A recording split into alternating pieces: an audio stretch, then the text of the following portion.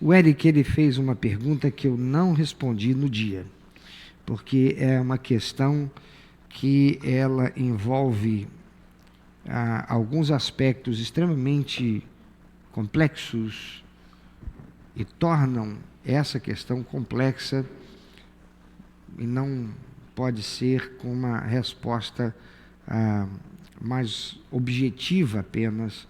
Temos que fazer uma certa digressão. O assunto ele é extremamente sensível e muito conturbado para muitas pessoas, e porque tem havido uma comoção muito grande no sentido oposto para gerar opressão sobre nós cristãos, evangélicos sobretudo, batistas, comprometidos com a verdade eterna, a palavra de Deus.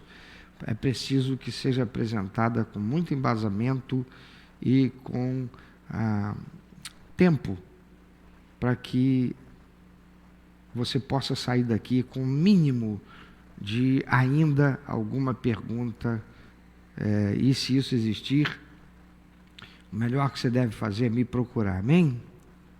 Amém, irmão? Amém. Que bom, está todo mundo aí?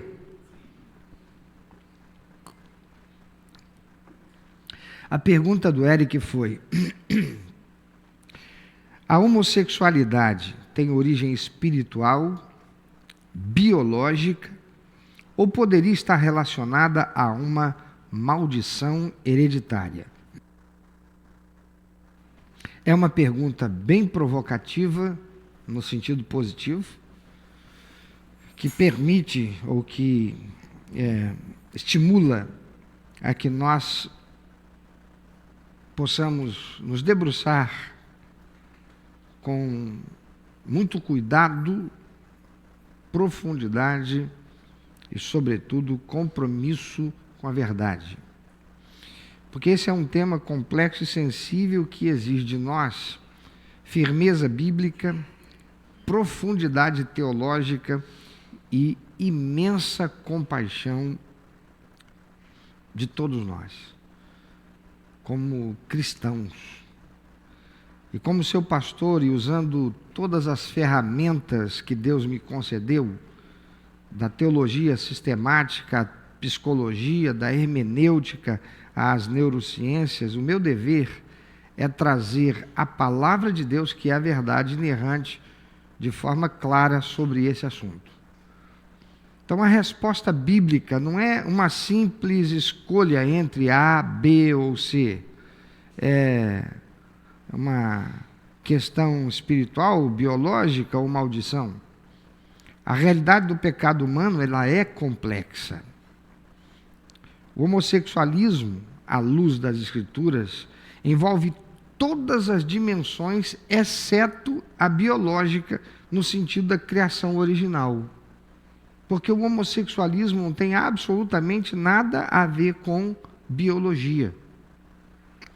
Vamos analisar ponto a ponto, fundamentados na única base autoritativa para nós em relação à fé e prática, portanto, a tudo aquilo que concerne a nossa existência e o nosso entendimento.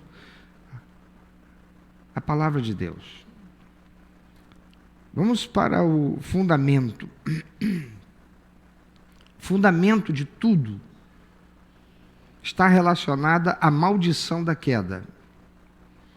Quando perguntamos se é uma maldição, não se está falando de um feitiço, mas sim de uma consequência universal do pecado de Adão e Eva. Romanos capítulo 5, versículo 12, diz o apóstolo Paulo: portanto, assim como por um só homem entrou o pecado no mundo, e pelo pecado a morte, assim também a morte passou a todos os homens, porque todos pecaram.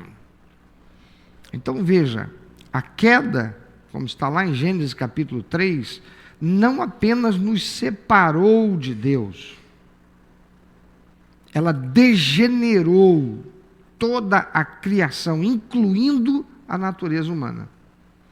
O pecado, ele introduziu a desordem em tudo. Olha o que a gente está vivendo hoje. A máxima de hoje é absoluta desconstrução de tudo aquilo que normativamente seja princípio e valor cristão. Então, qual é o padrão de família hoje? O que se quiser. A Bíblia diz que é homem e mulher, biológicos, se casando, gerando filhos.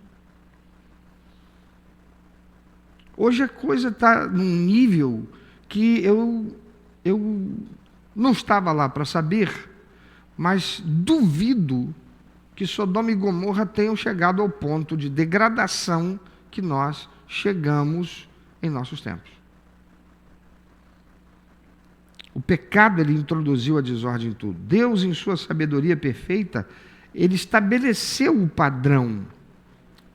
Gênesis 1, 27, Deus diz que Deus criou o homem à sua imagem, a imagem de Deus o criou. Homem e mulher os criou.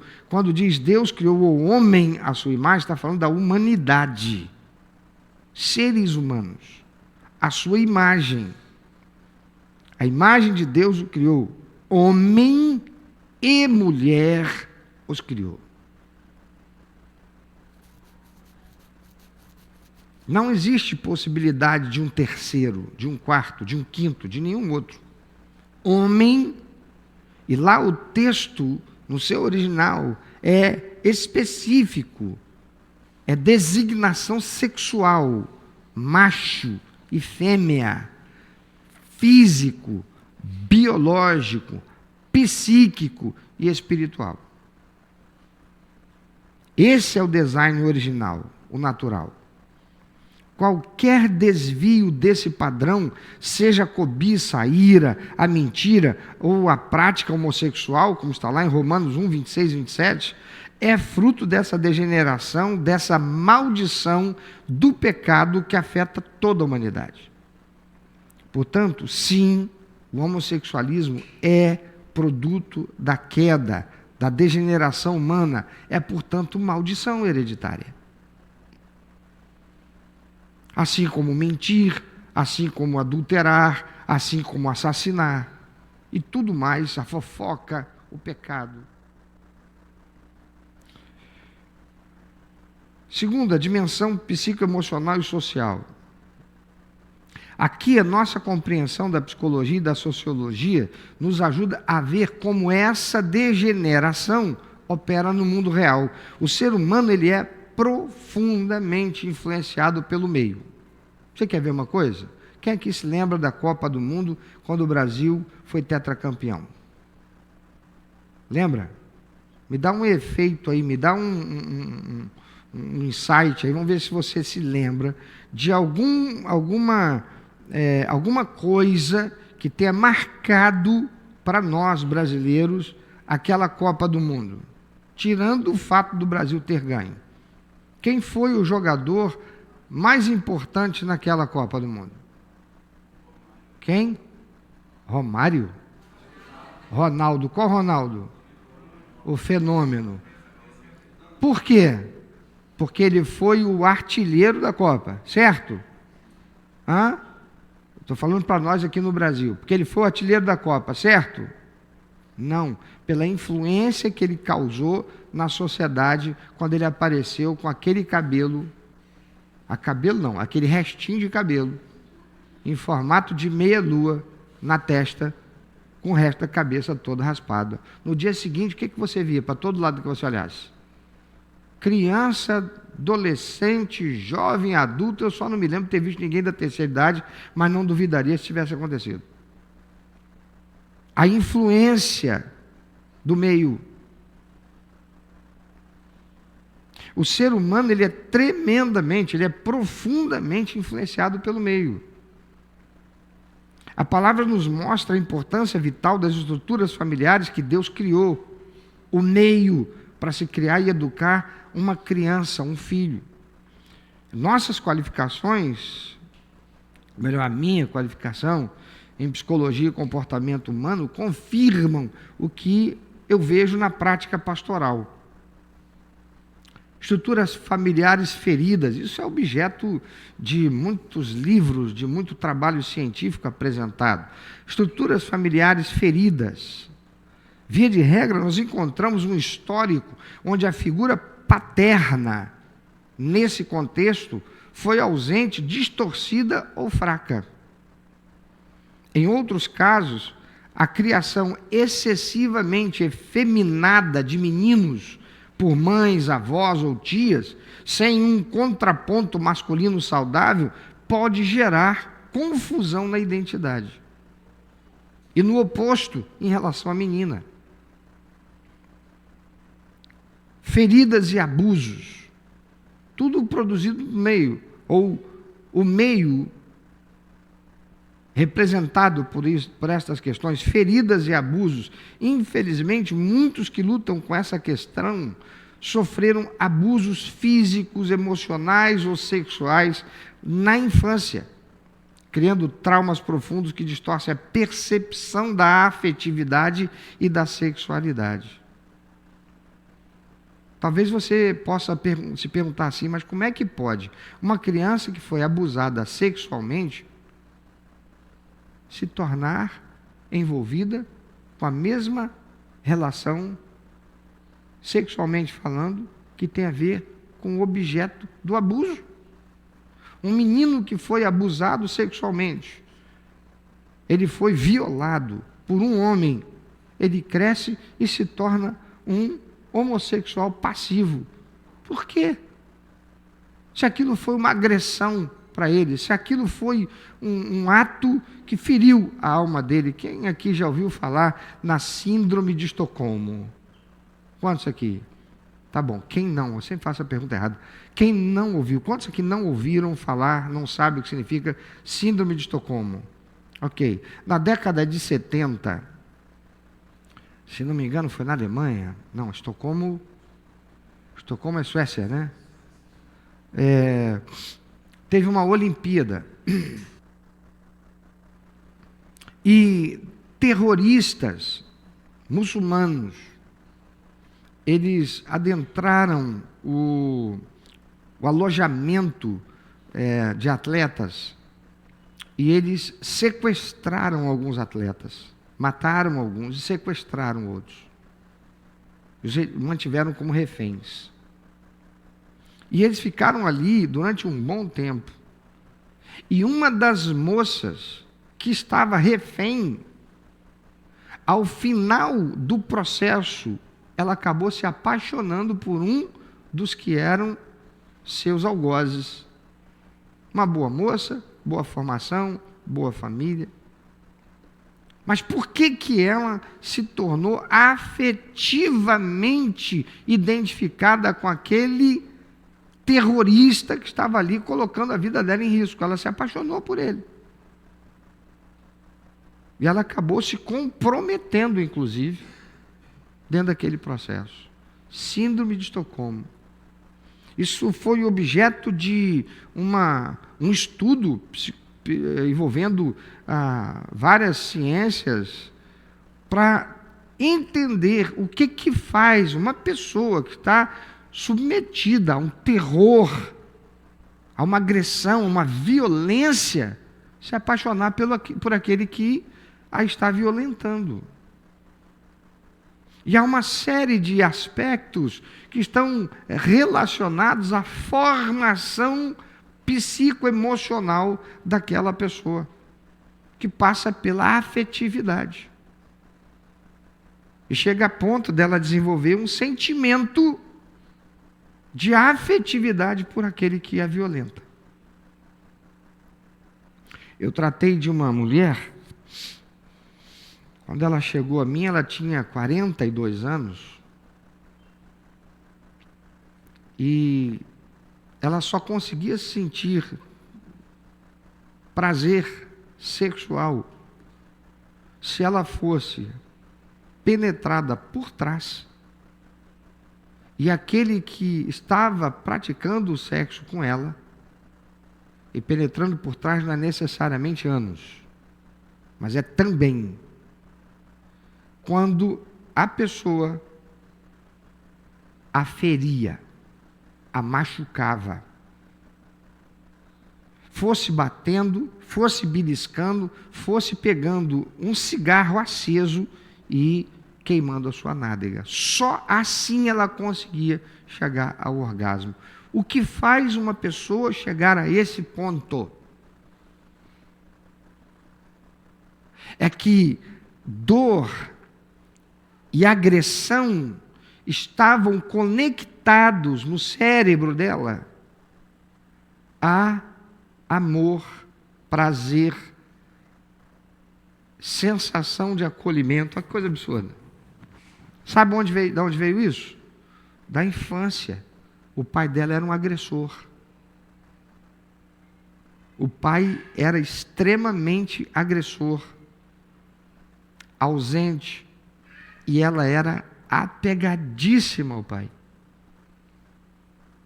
Então, no fundo, o que ela não teve, o que ela queria, dentro dela, ela se sentia como na presença do pai, ou recebendo algo que vinha do pai, porque ela queria ter o pai presente.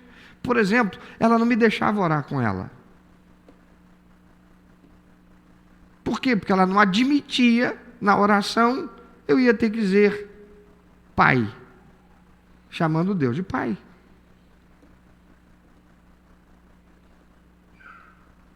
Eu conheci uma pessoa que ela tinha ódio dessa palavra. E ela não queria saber de Deus de jeito nenhum. Por quê? Porque ela foi criada num ambiente em que o pai era um agressor. A figura paterna era a figura de alguém que ela não queria nem pensar, nem... Então, estar numa igreja onde Deus é pai, significa eu não quero estar nesse lugar. Veja como o ser humano ele pode reagir tanto com atração quanto por repulsa, vivenciando experiências traumáticas. Estão entendendo?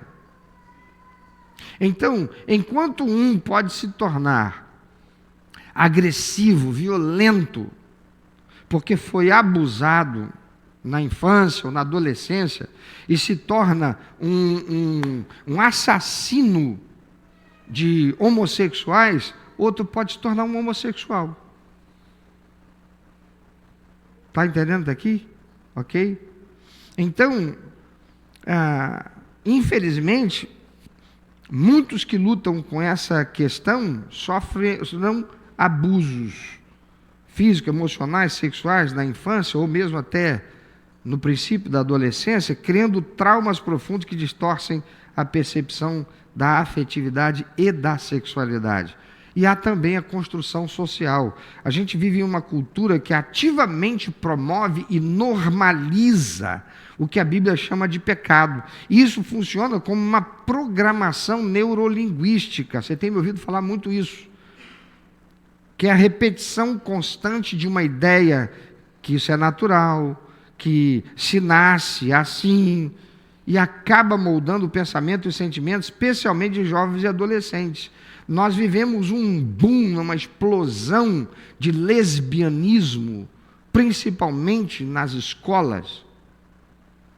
Porque depois que uma determinada artista, que era casada durante tantos anos, teve filho, divorciou, separou, e aí ela veio voltou à cena, ela estava esquecida, era uma pessoa que já não tinha mais nem fama, assim como já tinha chegado no apogeu da fama, mas já estava no ostracismo, porque esse meio fonográfico é assim, hoje é alguém com galo, amanhã é alguém sem galo, que está era para rir, mas tudo bem. Você está aqui? Está percebendo o que eu estou falando? Está ouvindo? Está entendendo? Tá bom, fico me assustado, se estão assim, eu falei, onde é que está?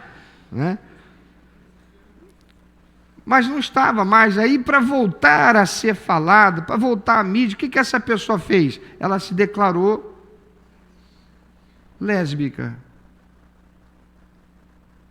Saiu do armário e começou um relacionamento com uma outra mulher. Aí pronto, foi para a mídia. Daqui a pouco, uma atriz lindíssima, percebendo que o negócio, começou a namorar uma outra pessoa do mesmo sexo. E isso foi indo, e acabou se tornando um frisson, sobretudo no meio da garotada. As adolescentes agora andando de mão dadas, dizendo minha namorada. Por quê? Porque os garotos, sobretudo na adolescência, são uns tolos, são uns bobos, que ficam querendo disputar quem é que pegou quem, sendo a maior mentira. Eu já fui garoto, tá? E denegrindo a imagem, muitas vezes, das meninas, porque disse, eu peguei, falei, fulano, eu peguei. Pegou nada, a menina nunca deu nem bola para ninguém, muitas vezes, destrói, às vezes, até a imagem da menina. Tolice, idiotice. Por quê? Também por uma formação cultural deturpada, de um ambiente psicossocial deturpado, por não ter na família uma formação cultural, educacional, psicoemocional que deveria. Então, o ambiente psicoemocional e o meio social, eles podem ser determinantes para que a semente da queda, que é a maldição, o pecado, germine nessa direção específica. Mas há ainda terceiro ponto, que é a batalha espiritual. Como cristãos, nós sabemos que a nossa luta não é contra o quê? Carne, não é contra o sangue, mas sim contra principados, potestades, né? Principados, potestades. Efésios capítulo 6, 12. Não podemos ser ingênuos, meus irmãos. O papel de espíritos malignos é um só: corromper.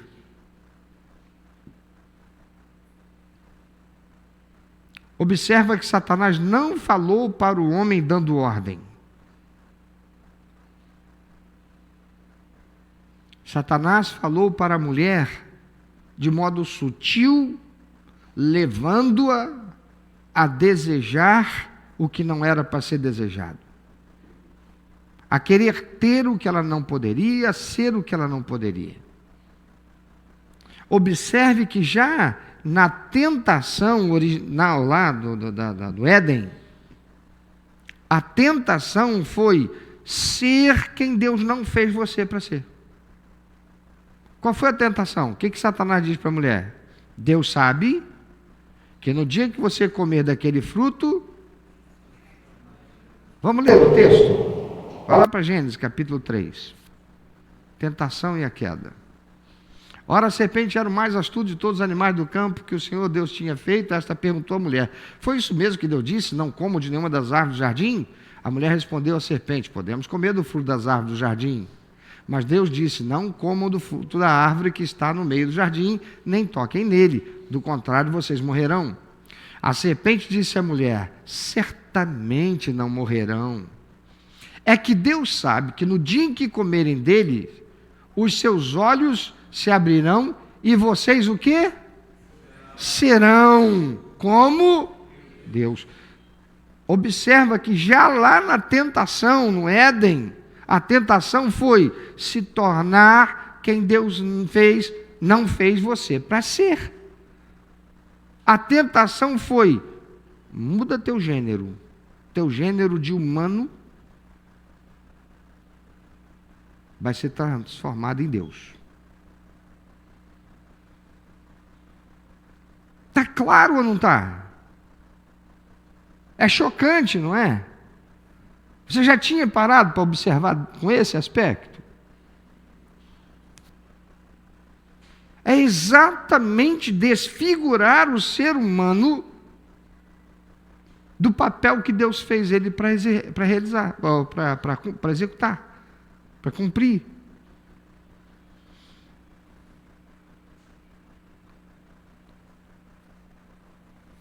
Como é que os espíritos malignos agem? É corrompendo, seduzindo e distanciando a humanidade de Deus. E como é que eles fazem isso? eles exploram as brechas, eles pegam as feridas, como por exemplo a ausência do pai, a ausência da mãe, o abuso, a confusão. Uma criança que é criada num ambiente em que papai e mamãe não ocupam, não exercem o seu papel. O homem vai tentar ser homem, a mulher rouba o seu papel. Ela dá ordem, não é o homem quem dá. Ela exerce autoridade, não é o homem quem exerce autoridade. O pai vai exercer sua autoridade de pai, a mãe tira a autoridade do pai e corrompe aquela criança. Ou vice-versa. Então observa que a confusão dentro do lar seduz o pensamento pela ação do espírito imundo, com o objeto de corromper. Mas ele não corrompe dizendo assim no ouvido da criança: ah lá, ó, tá vendo? Não vale a pena ser macho igual ao seu pai, não vale a pena ser homem igual ao seu pai, tá vendo? Não é assim. É sedutoramente, de modo que a pessoa não se percebe. Quando ela vê, ela já está com trejeitos, seja de macho, de homem, ou seja de menina. Ela está se mostrando interessada por coisas que não são próprias do sexo. Observa, a campanha que foi feita para que fosse destruído o símbolo. Os símbolos têm um poder extraordinário, irmãos. Por que é que a gente diz que azul é para menino e rosa é para menina? Porque existe uma intenção. Criança aprende por aquilo que ela vê, por aquilo que ela escuta e por aquilo que é repetido. Criança tem um potencial, uma capacidade, não um potencial, uma capacidade de compreensão que é limitada e é crescente, desenvolvida com o desenvolvimento da sua capacidade intelectual, a mente. Se falar bicho papão para qualquer um de vocês aqui, vocês estão nem aí. É ou não é? Mas se disser, entrou um ladrão ali, o que você faz? Já luta e fuga, sistema límbico, vai ficar aqui, eu corro para onde? Faço o que agora? Né? Mas se um bicho papão chegou aqui, o pastor está bobo. Porque isso é para uma fase da idade que a criança compreende isso. Está entendendo?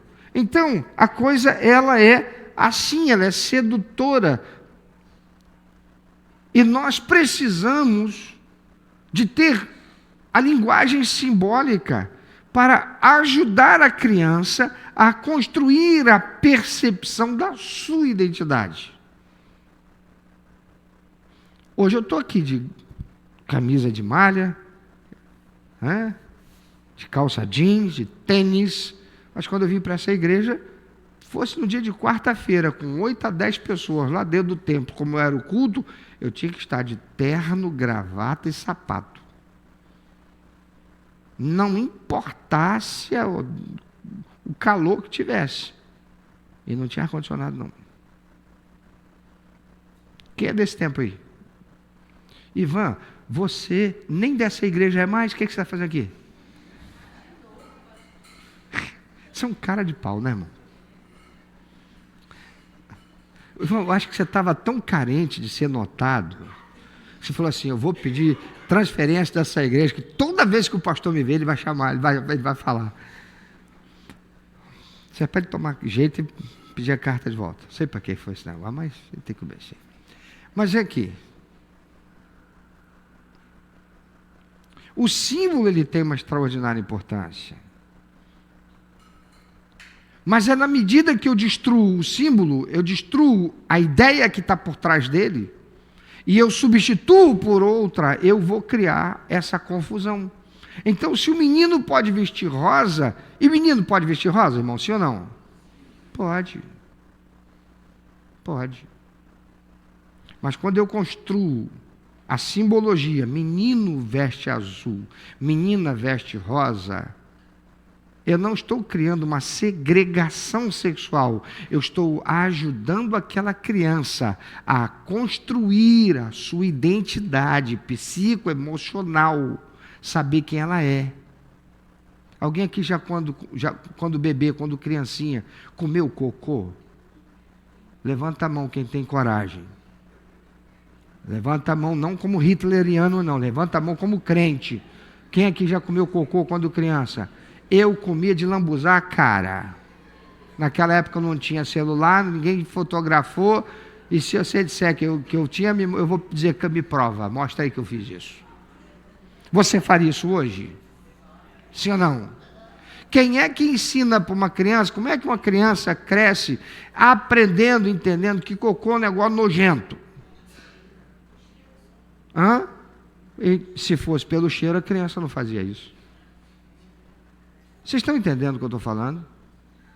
A cabeça, a mente, o cérebro daquele bebê, aquela criancinha de 2 aninhos, 1 aninho e pouco, já anda, não tem ainda a capacidade de compreender certas coisas mais complexas. Subjetivo, então, nem pensar. Então, é preciso criar a linguagem simbólica, e é preciso preservar a linguagem simbólica, mas aqueles que querem destruir a humanidade aprenderam, entenderam que essa destruição não se faz, não se dá mais para fazer apenas e tão somente pelo uso da arma, do fuzil. Ela se faz destruindo os símbolos.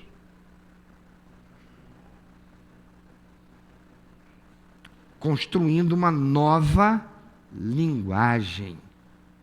Isso te faz lembrar do quê? Do todes, do elos. Sim ou não? Esses seres espirituais da maldade, eles estão por aí seduzindo as pessoas. Uns são seduzidos para usarem isso para se prevalecer e se beneficiar em detrimento dos outros. Irmãos, eu já falei isso daqui, isso é objeto de discussão. Se quiser, me provoca, eu volto ao assunto, mas eu ouso declarar, sob o pedestal de quem está casado com uma mulher, que o pai era negro, mais negro do que o Sérgio, do que a Márcia, do que o Alexandre, só não era mais negro do que a Kelly. A Kelly é negra? Olha para a Kelly, gente. Ela é negra? Dá para dizer que ela é mulata? Não. Não é. Dá para dizer que o Jonathan é negro? Não dá, pô. A cor dele é mulato, moreno. Tá certo? Lia, dá para dizer que a Lia é negra? Sim ou não? Meu sogro. Meu sogro era a tua cor, Lia. A Flávia nasceu meio pé lá, meio pé cá, meio como o Jonathan, porque a mãe é branca, mas a mãe é negra.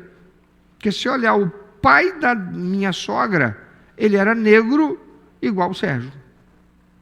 Então, me permita aqui, usando a terminologia desses que estão envolvidos com essa coisa, eu tenho lugar de fala.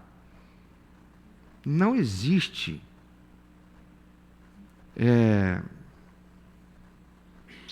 deu até o branco agora. Racismo no Brasil. Existem pessoas racistas.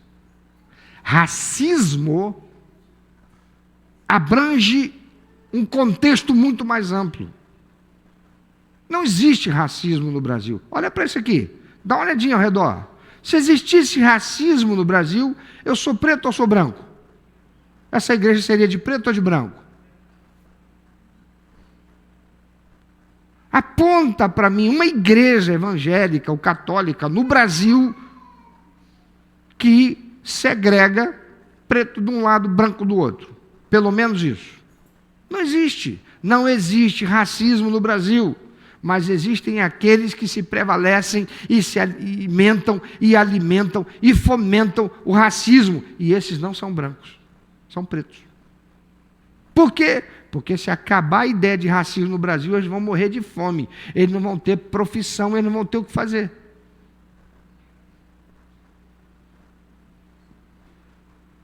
Da mesma forma, é tudo mais que está aí degenerado. E eles estão a serviço desses seres espirituais da maldade, que são corruptores, que seduzem o pensamento, explorando brechas. No caso das crianças, a ausência do pai, abuso, a confusão no lar. Esses seres espirituais sussurram mentiras na mente, que geram sentimentos confusos, que por sua vez provocam atitudes pecaminosas. Lembram? Eu penso, eu sinto, eu faço. A dimensão espiritual atua potencializando as feridas psicoemocionais e a construção social, criando uma fortaleza na mente. Vamos ver o que diz 2 Coríntios, capítulo 10, versículo 4 e 5. As armas com as quais lutamos não são deste mundo, mas poderosas em Deus para destruir o quê? Fortalezas.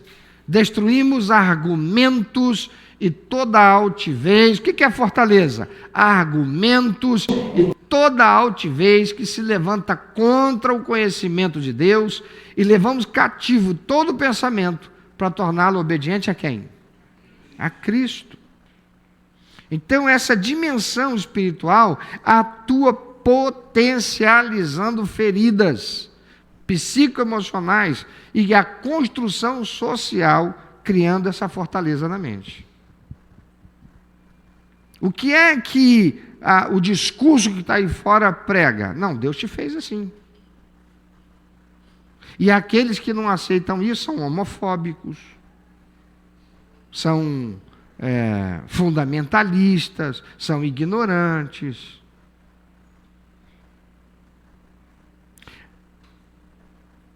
Vamos para a questão biopsíquica, mas não natural. E aqui nós chegamos a um ponto crucial. Nasce-se assim? A pessoa nasce homossexual porque há vozes, e não poucas, de pessoas, inclusive influentes, de pessoas que exercem posições que são elevadíssimas na sociedade, pessoas de um elevado nível cultural, que afirmam sim, a pessoa nasce homossexual. A resposta bíblica e científica honesta para essa pergunta é não. Ninguém nasce homossexual. Deus não cria alguém com uma natureza que o destina a praticar o que a sua palavra proíbe. Deus fez macho e fêmea. Ponto. No entanto, a ciência moderna, como a epigenética, que tanto eu falo aqui a vocês, nos mostra algo fascinante. A epigenética estuda como o ambiente e as experiências de vida podem ligar ou desligar certos genes. E alguns dizem, querendo justificar o homossexualismo como uma coisa natural, pegam alguns seres que há na natureza e que, por certas circunstâncias, eles mudam de sexo. Por exemplo, peixe-garopa. Todo mundo aqui sabe o que é um peixe-garopa? Alguém que já comeu garopa? Quando você for no supermercado, na peixaria, peça lá, você tem garopa? Me mostra. É um dos peixes que eu mais gosto de pescar. A garopa, assim como o budião, que é um outro peixe, esse você não vai encontrar na peixaria. Esse você vai encontrar se o pastor Cláudio for pescar e encontrar ele lá no mar. Porque não é peixe que normalmente você Raramente você encontra esse peixe, só se alguém te for lá pescar de mergulho, ou passou a rede em cima das pedras, porque fora da pedra não vai encontrar. Tudo bem. O que acontece com esses peixes e outros seres, alguns outros seres na natureza? O que acontece é o seguinte: quando em uma certa colônia de peixes, né? Peixe não é colônia, peixe é cardume. Um certo cardume de peixe, o macho morre, uma das fêmeas, uma delas, começa a sofrer uma metamorfose. Ela começa a desenvolver componentes fisiológicos e ela passa a ser macho e não mais fêmea. Vice-versa. Só que observa, isso é natural. Isto é algo criado por Deus na natureza. Qual o propósito disso? Preservação da espécie. Então, vamos aos elementos. Primeira coisa, o ambiente influenciou isso, sim ou não? Contexto ambiental? Sim ou não? Sim. Qual é o contexto ambiental? Agora não tem mais macho no nosso grupo. Só temos as fêmeas.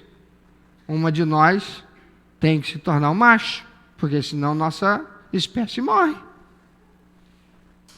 Então uma, ou mais de uma, vai sofrer uma mutação e vai desenvolver os órgãos próprios para a produção daquilo, seja o gameta masculino ou feminino, que vai compor com os demais a geração de novos filhos.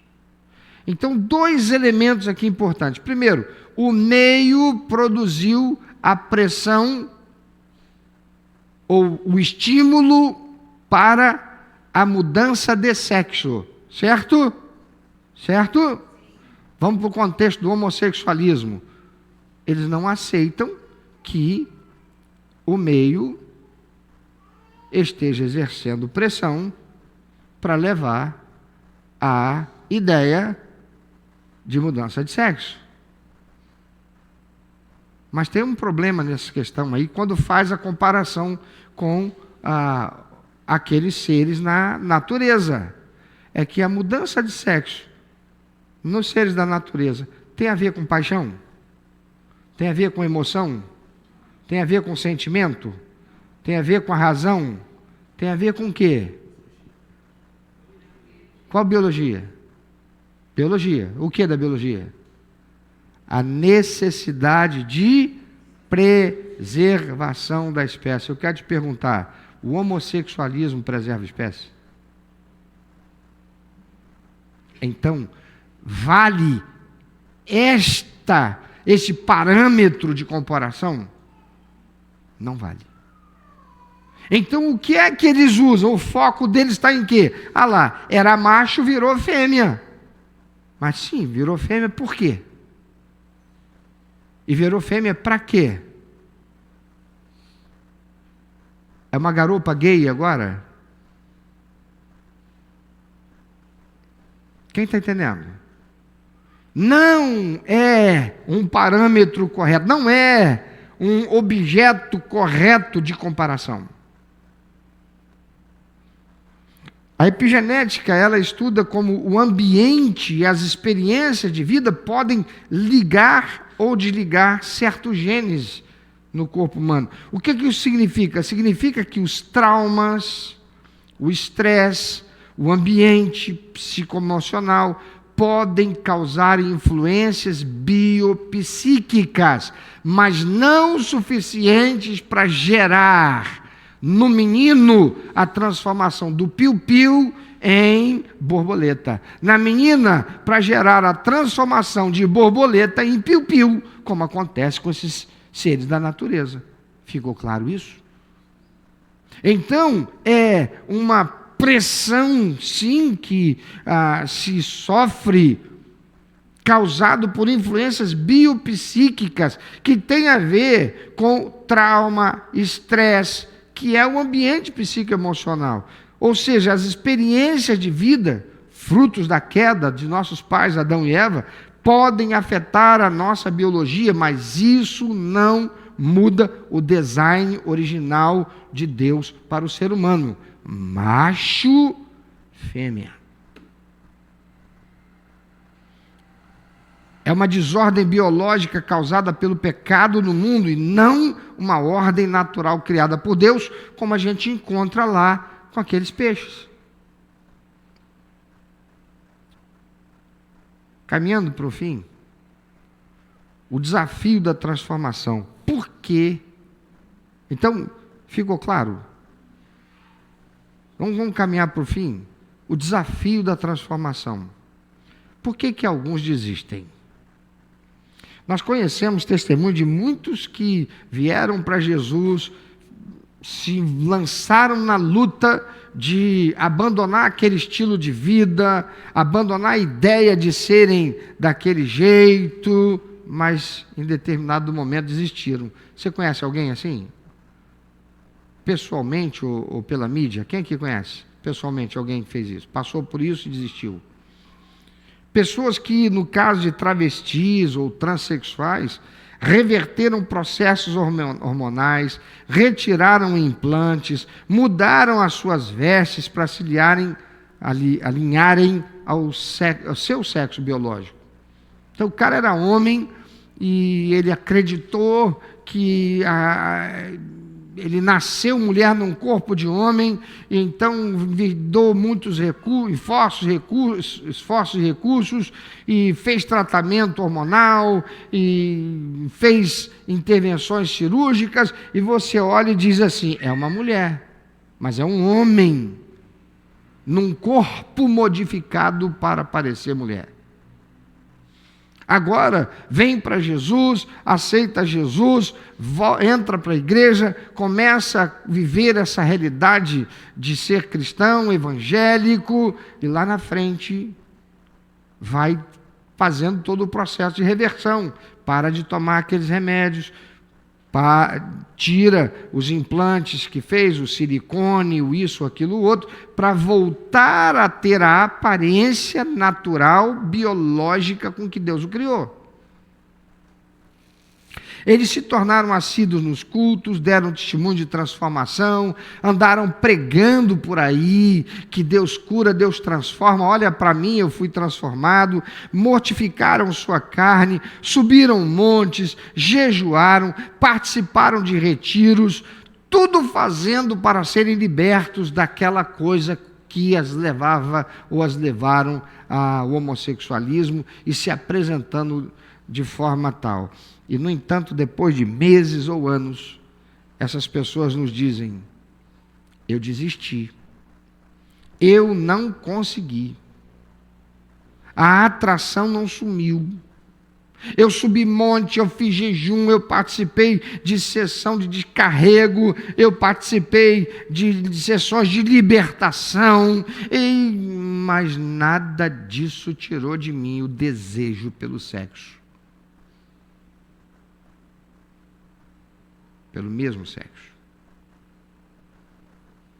E é nesse ponto de exaustão que muitas dessas pessoas, elas encontram a chamada teologia inclusiva, que lhes diz, você não conseguiu porque Deus não quer que você mude.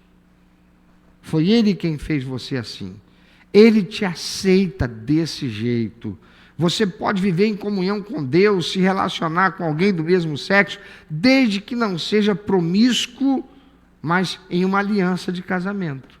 Você vai encontrar um rapaz que é rapaz também, ou você vai encontrar uma moça que é moça também, que não é mais moça.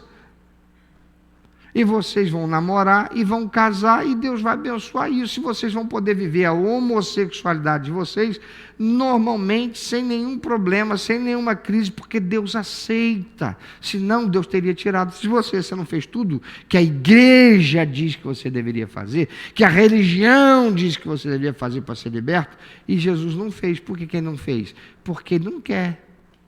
Se ele quisesse, ele tinha feito. você estaria hoje diferente do que você é.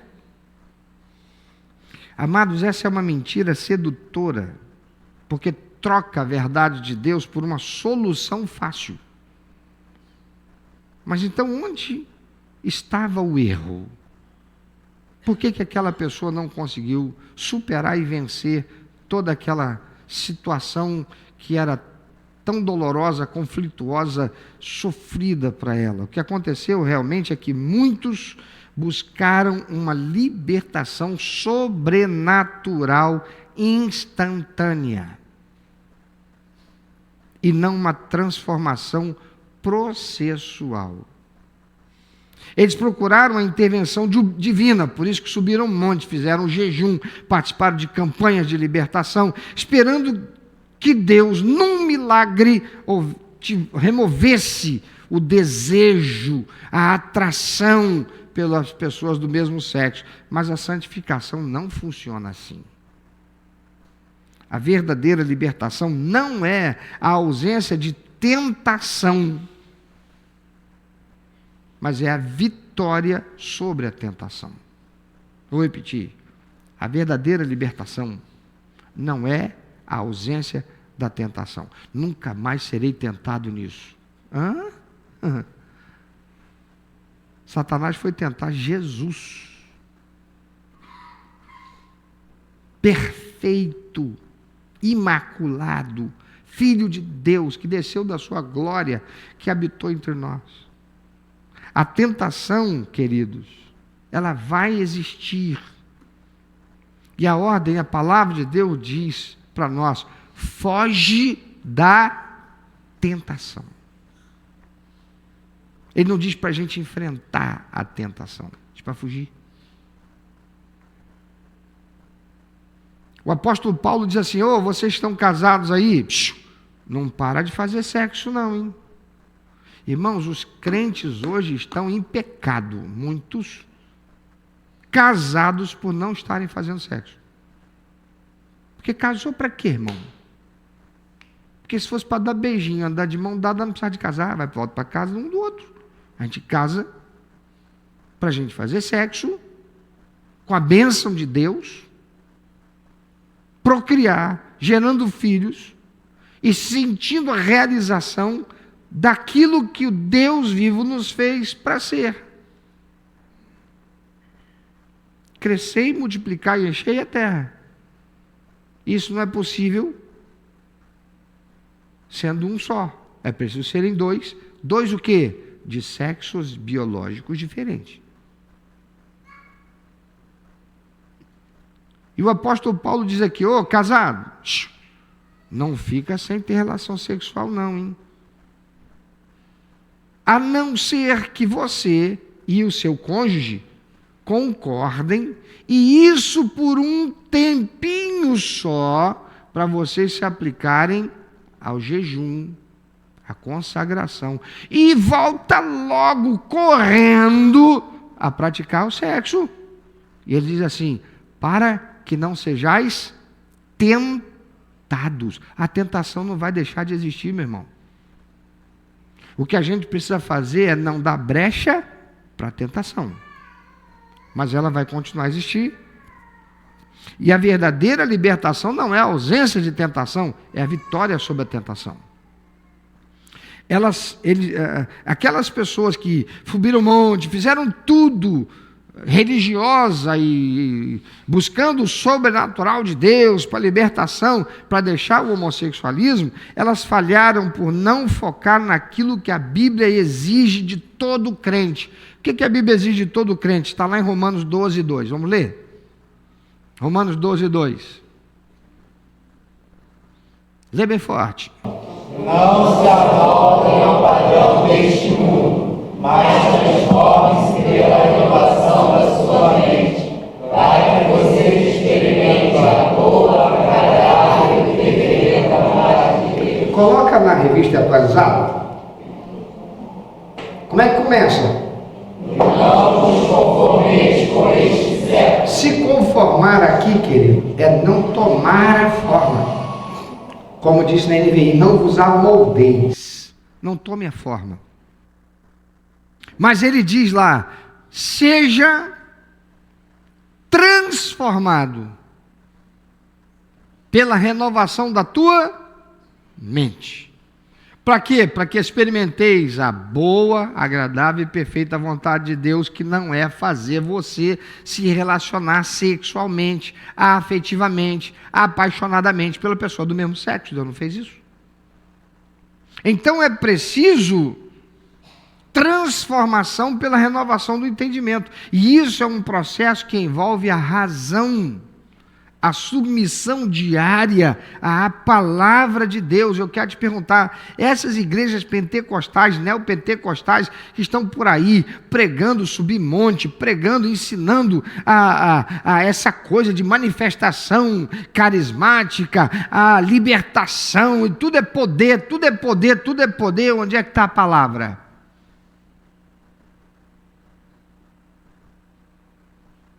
É tudo poder. Você vem, entrega, consagra, sacrifica, dá o que você tem, se compromete com o que você tem, numa demonstração de fé para que o poder, é tudo isso, é só isso, é o tempo todo isso. E essas pessoas, porque elas estão angustiadas, elas estão amarguradas, elas estão sofrendo peso, elas não querem, elas estão lutando contra aquilo, elas estão rejeitando aquilo que se manifesta nelas, essa inclinação que, no fundo, elas sabem que está errado. Mas será que está errado? Porque tem tanta voz dizendo que não está errado, não está certo. Então ela facilmente corre para esses grupos, principalmente, e me perdoem, isso não é questão de quê? Segregação, pentecostais. Louvado seja o Senhor pela igreja pentecostal, mas a maioria faz tanta coisa errada em relação a isso. Por quê? Porque desconsidera a palavra. A palavra é apenas um motivo, é apenas um jargão, é apenas uma fraseologia. Porque o que importa mesmo é o poder. Então, elas se decepcionam, porque a libertação, queridos, que é um processo,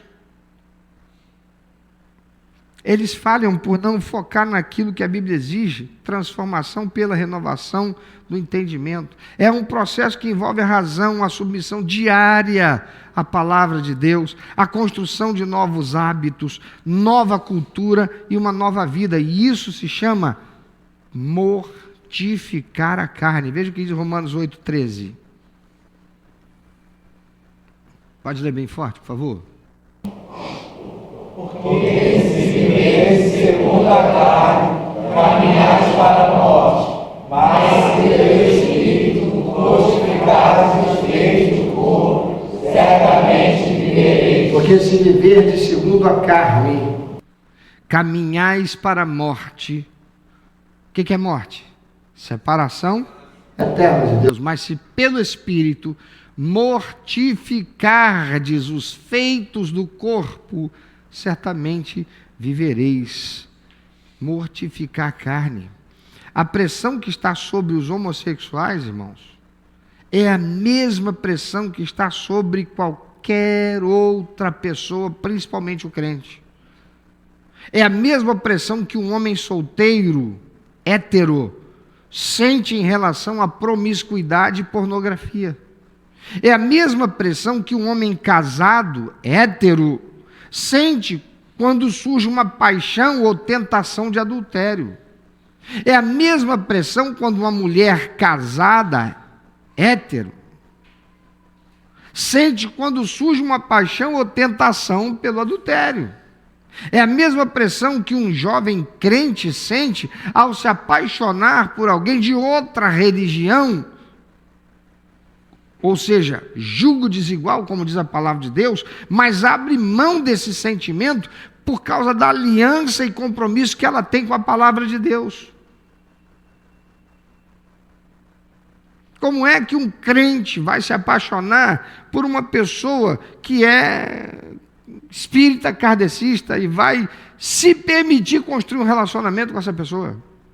Ah, mas ele é tão lindo, ele é tão gentil, ele é tão educado. Pastor, tem muito rapaz na igreja que não chega nem aos pés da educação, da gentileza. Eu falei, é verdade, mas isso significa que isso é motivo suficiente para fazer o que a Bíblia diz para não fazer? A Bíblia diz, essa é uma fórmula que dá errado. Por quê? Domingo você quer ir para a igreja. Sexta-feira ele quer ir para um centro espírita. Você vai ter que lavar a roupa dele, ou botar na máquina pelo menos, suja de sangue que ele está trazendo da matança daqueles animais lá no centro de Macumba, oferecido para demônio. E você sabe disso. A ordem de Jesus é a mesma para todos, amados. Se alguém quer vir após mim, faça o quê? Negue-se a si mesmo, tome a sua cruz e me siga. Mateus 16, 24. Negar a si mesmo é negar os apelos da carne e das paixões, sejam elas heterossexuais, ilícitas ou homossexuais. A pressão é a mesma. Sou eu que tenho que dizer quando tentado, meu casamento não está bem, as coisas não vão bem, eu sou tentado, Satanás diz, sabe que esse inferno dessa mulher, que ela não faz isso, ela faz aquilo outro, não sei o quê. E aí tem uma pessoa maravilhosa do meu relacionamento profissional, ou familiar, ou afetivo, e de repente é a mulher de um amigo, é a filha de um amigo, e que se torna muito presente, muito solícita, e daqui a pouco eu estou vendo nela aquilo que eu não vejo na minha mulher. Qual o nome disso? Tentação. É uma pressão. E aquilo, à medida que eu me permitir, porque é sedutor, tem demônio agindo ali na minha mente, para me fazer enxergar naquela pessoa que eu não vejo na minha mulher, e ficar fazendo essa comparação. Isso vai me fazer bem? Não. Isso vai construir cada vez mais um afastamento meu da minha mulher, e uma aproximação maior daquela moça, daquela mulher, seja quem for. É uma pressão, é uma tentação. É diferente do que o homossexual sente? Não, é igual. Negar a si mesmo é negar os apelos da carne e das paixões, sejam elas hétero ou homossexuais. A luta dos homossexuais não é diferente da nossa. Aqueles que querem deixar o homossexualismo. Apenas o endereço da tentação é que é diferente. Eles que um dia estiveram na igreja, levantaram a mão, disseram, eu quero Jesus, fizeram tudo, passaram por todo aquele processo de autoexposição e tudo mais, e continuaram lutando e sentindo aquela coisa, e se deixaram levar pela crença diabólica de que Deus falhou, ou que Deus não quis, porque Deus os fez assim, e aceitaram essa pregação mentirosa e espúria de que se Deus realmente quisesse libertá-las para elas serem diferentes daquilo, se aquilo fosse pecado, Ele teria operado. Elas desistiram porque esperavam um milagre que eliminasse a luta, em vez de abraçar a cruz, que é o instrumento para vencer a luta.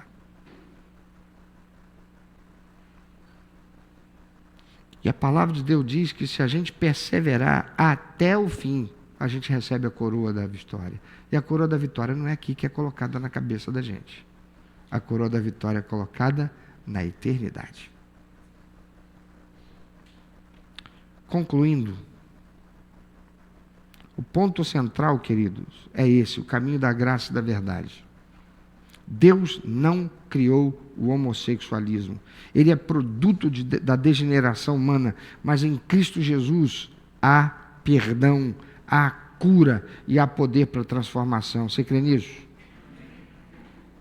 A reversão é possível, não como um evento mágico, mas como um processo de renovação da mente e submissão à palavra de Deus. Em casos de comprometimento psicológico muito profundo, e existem esses casos, são muitos, Só um milagre pode libertar. E nós servimos ao Deus de milagres, amém? Mas, para a maioria, o caminho é a cruz diária. Meu apelo final é para a igreja, para você, meu irmão, minha irmã. O Evangelho é graça e é verdade. João 1,14. Não podemos ter só a graça, aceitando o pecado, nem só a verdade, julgando sem amor. Devemos acolher em amor aqueles que estão presos nesta trama diabólica de desfiguração da autoimagem. Eles não são o inimigo. Eles estão presos pelo inimigo. Por isso eu insistentemente digo, se entrar aqui pelo templo, as portas do templo, um homossexual, um travesti, por mais espalhafatoso que seja, com trejeitos ou com vestimentas ou calçado, o que for, trata com acolhimento, com carinho, com amor. Não olha para um lado, não fica todo, você está sentado lá e se já olha para lá, chama atenção, fica tirando de cima e baixo. O que você está querendo com isso? Está querendo fazer aquela pessoa se levantar e ir embora por não se sentir à vontade por estar no nosso meio? Como eu fico irritado, irmãos, quando chega às vezes um mendigo e o recepcionista traz e coloca ele sentado em algum lugar, e aí o outro que está lá e vários de vocês começam a tirar atenção do que está acontecendo, da pregação às vezes, para ficar olhando, se deixando distrair por uma coisa que para você é diferente, estranho. Estranho. Igreja é lugar de gente perdida, igreja é lugar de gente podre, igreja é lugar de gente que está na miséria, igreja é lugar de pecadores que vêm para buscar a salvação, arrependimento e transformação de realidade. Elas chegam aqui, a gente fica olhando para elas e tirando elas de alto a baixo, tirando a atenção da pregação, tirando a atenção do culto, tirando a atenção do louvor que deve estar dando a Deus, para a pessoa que por si só já está chegando, quem sabe muitas vezes a maioria cheia de constrangimento. Abraça. Coisa de 1 mês ou 2 meses atrás, terminou um culto da noite, e aí eu fui até Flávia, e Flávia estava conversando com umas pessoas, tinha duas, uma mulher, uma filha, e um outro que eu pensei que era um visitante, uma visitante. E aí eu, olá, como vai você e tal, tudo bem? Quando apertei a mão que eu olhei, eu vi, é um homem no corpo de uma mulher.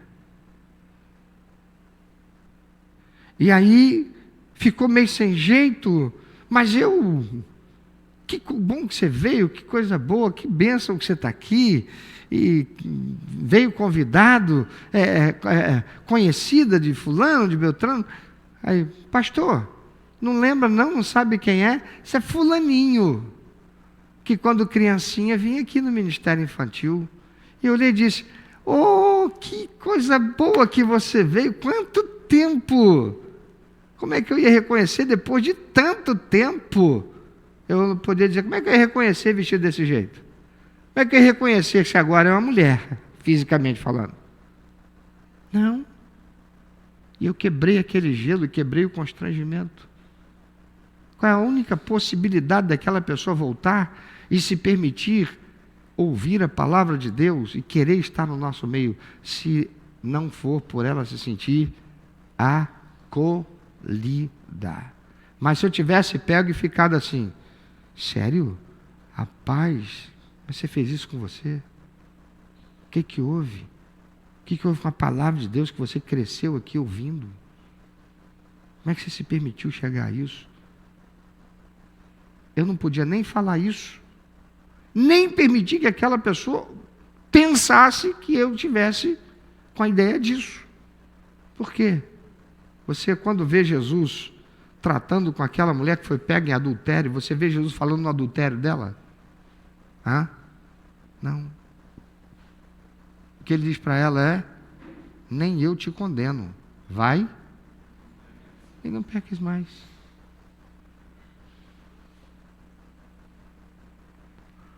Nós devemos acolher em amor aqueles que estão presos nessa trama diabólica. porque é uma trama diabólica de desfiguração da autoimagem. Eles não são inimigo, irmãos. Aquele homossexual ativista do movimento LGBTQIA+,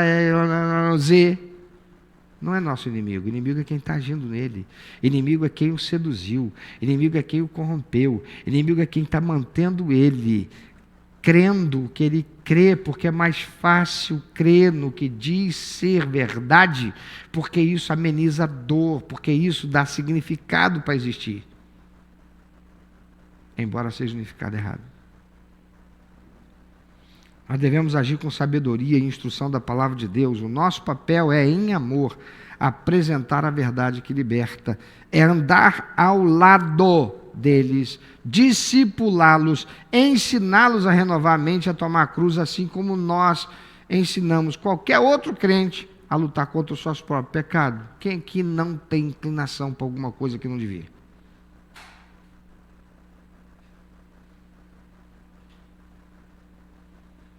Porque a vitória, irmão, quando a gente diz não para o pecado, quando a gente diz não para a tentação, isso é vitória. Que Deus nos dê coragem para não negociar a verdade inerrante da sua palavra e que nos dê um coração pastoral a todos nós, para amar aqueles por quem Cristo também morreu. Fazer um resumão rápido.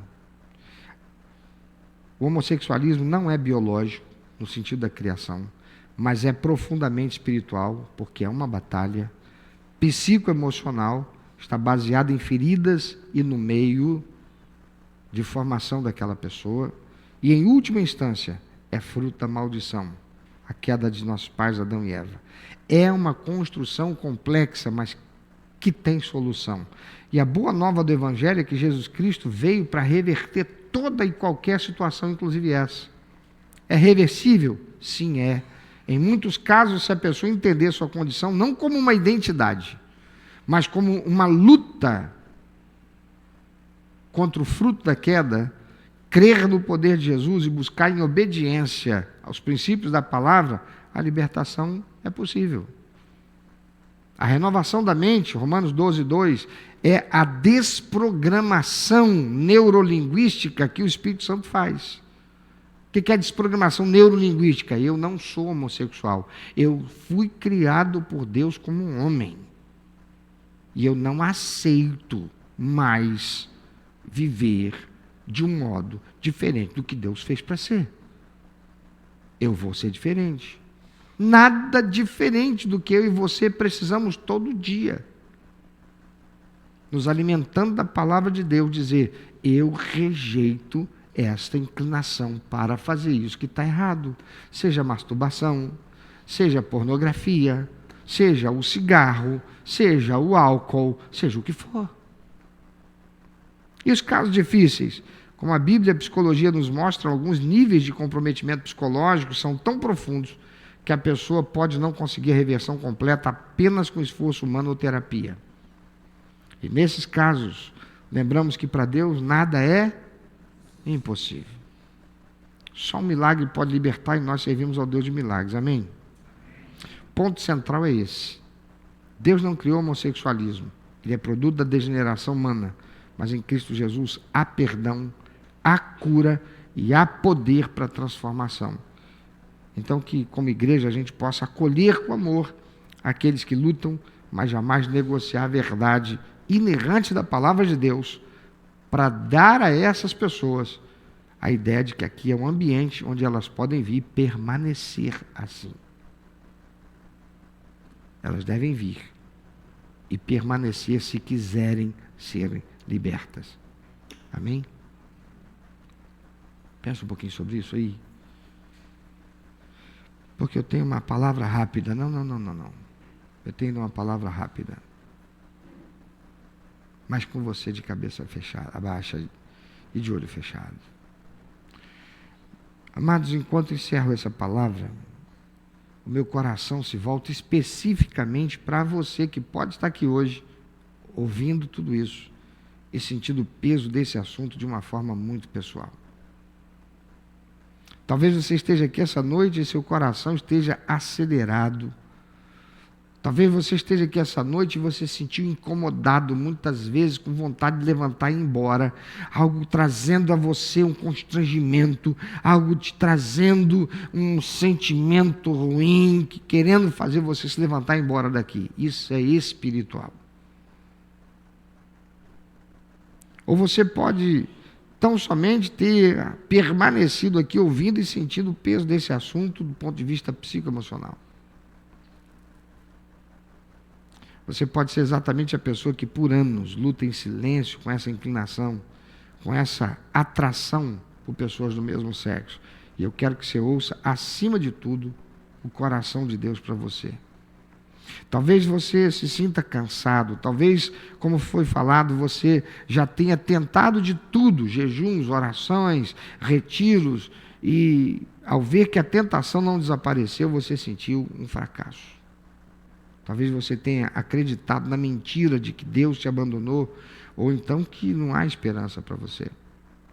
Eu quero dizer para você com todo o amor pastoral que Deus me deu. Não acredita nessa mentira, não. Isso é coisa do diabo. É ele que diz que você é um caso perdido. Nem Deus, nem nós dizemos isso. A esperança que Jesus Cristo oferece não é uma vida mágica e sem lutas. A esperança que Jesus oferece é poder na luta, enquanto você luta. A transformação que a Bíblia promete não é um evento instantâneo que remove o desejo, mas é a renovação diária da sua mente. Romanos 12:2.